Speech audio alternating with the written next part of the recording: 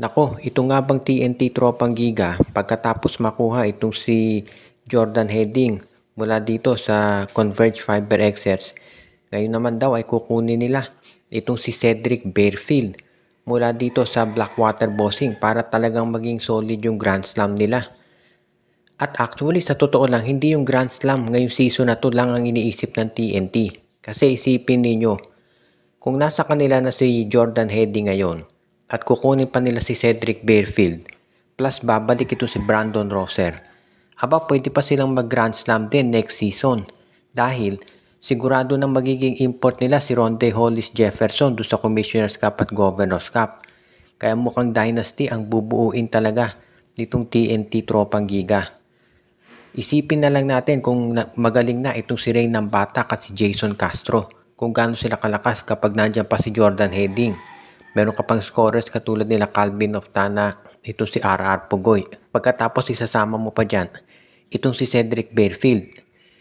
Kaya dito natin makikita talaga na medyo sobra talagang pagpapalakas ang ginagawa ngayon itong TNT Tropang Giga at determinado sila na i-break na yung tinatawag nating dominance ni Francis Chua at ng SMC dito sa PBA.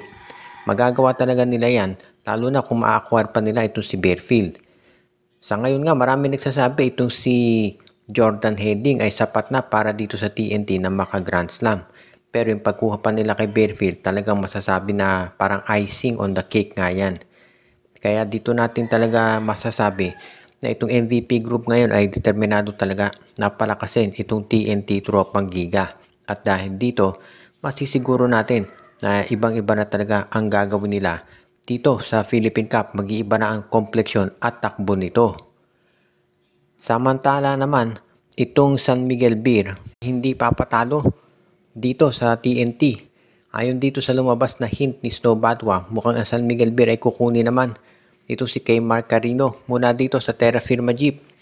Alam natin na si Carino may ACL yan pero willing daw maghintay ang San Miguel. Kapag nakuha nila ito si kay Mark Carino, sino naman kaya kapalit? Si Mowala Tautua kaya? Posible dahil kung kukunin pa nila ito si Carino, plus nandiyan pa ito si JM Calma, si Andres Cahilig at Rodney Brondeal, at syempre si Junmar, medyo dadami masyado yung kanilang big men. So baka nga ito si kay Mark Carino ang kukunin ng San Miguel Beer na maging center nila. Kasama ni Junmar plus sa power forward na ito si Cahilig, si Calma at si Brondeal. At si Tautua naman, baka ite-trade para dun sa number 1 draft pick nitong Terra Firma Jeep. Kaya sa tingin ko, iyan yung magiging hakbang ngayon nitong San Miguel Beer para naman maisagot dito sa gagawin nitong TNT Tropang Giga na pagkuha daw dito kay Cedric Barefield. Alam naman natin ang plano ngayon ng SMC. Pigilan ang Grand Slam nitong TNT Tropang Giga. Dahil alam naman natin na ang plano talaga ng SMC sana maka-Grand Slam, itong Barangay Ginebra o kaya ang San Miguel. Pero ngayon mukhang TNT ang malakas ang tsansa na maka-Grand Slam. Kaya ito ang magiging matinding usapan talaga kung makukuha ng Beerman itong si K. Mark Carino mula dito sa lineup nitong Terra Firma Jeep at kung sino magiging kapalit. Posible na si Tautua maging kapalit pagkatapos si Jeron Teng ang ipapalit para doon sa first round draft pick nila. Isa yan doon sa mga options ngayon na kinukonsidera nitong San Miguel. Dahil syempre nagpeprepara na sila lalo na si Coach Leo Austria dito sa mga matitinding laban na magaganap bago mag-playoffs. At ito naman Barangay Ginebra, syempre hindi yan pahuhuli pagdating dito sa pagkuha ng mga top players. Ngayon, ang balita naman itong Barangay Ginebra ay ready na raw na kunin itong si Joshua Monson mula dito sa Northport Batangpier. Mukhang hinahanap ni Coach Tim Cone ngayon ay isang two-way scorer at isang defender.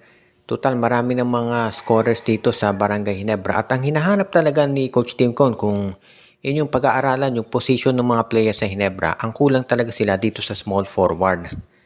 Kasi doon sa center nila, nandiyan na si Aguilar, si Isaac Go pag healthy na ito. At doon sa of course, nandiyan pa si Ben Adamos. Pagdating sa power forward, nandiyan na si Troy Rosario at si Jamie Malonzo. Doon sa guards nila, malalim na yung rotation dyan. Nandiyan si Maverick Ahanmisi, si RJ Abarientos, of course, si Scotty Thompson. Dito sa small forward ang problema dahil lang nandiyan lang si Stephen Holt At itong si Jeremiah Gray na hindi naman makapaglaro dahil palaging injured. So it makes sense nga na kunin nila itong si Joshua Monson para yan ang magamit nila na small forward. Kaya sa tingin ko, magiging trade dito Joshua Monson for Jeremiah Gray para masiguro nila na magiging mas malakas pa itong kanilang lineup ngayon.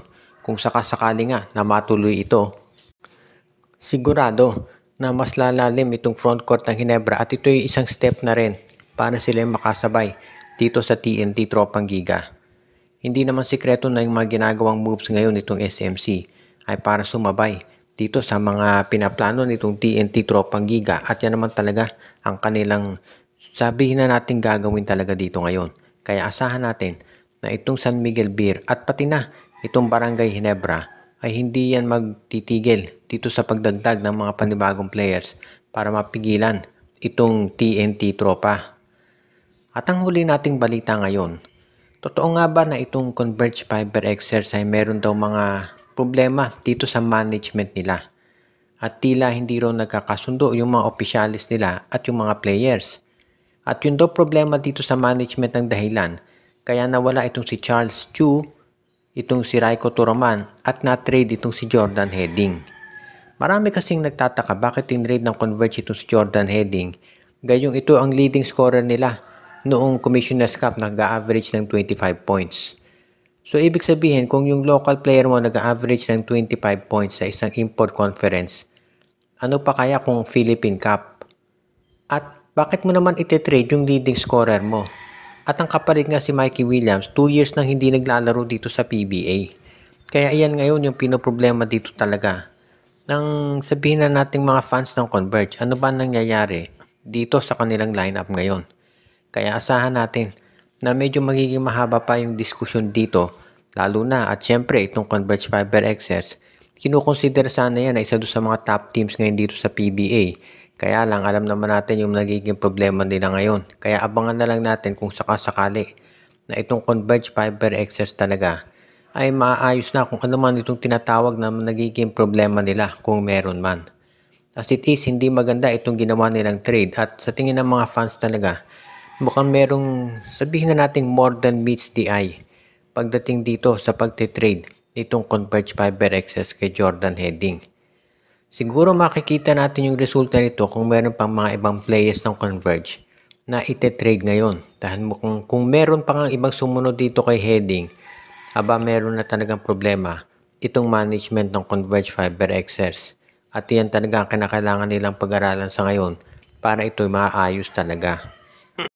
Shoutout kay Anthony Alon, Katsakino Ducusin, kay Malyari Mascarinhas, Dalmacio de Guzman, RG Bueno Adalina Family, Dexter Domer, kay Enju, kay Joshua Giray Espejo at Rosales Family.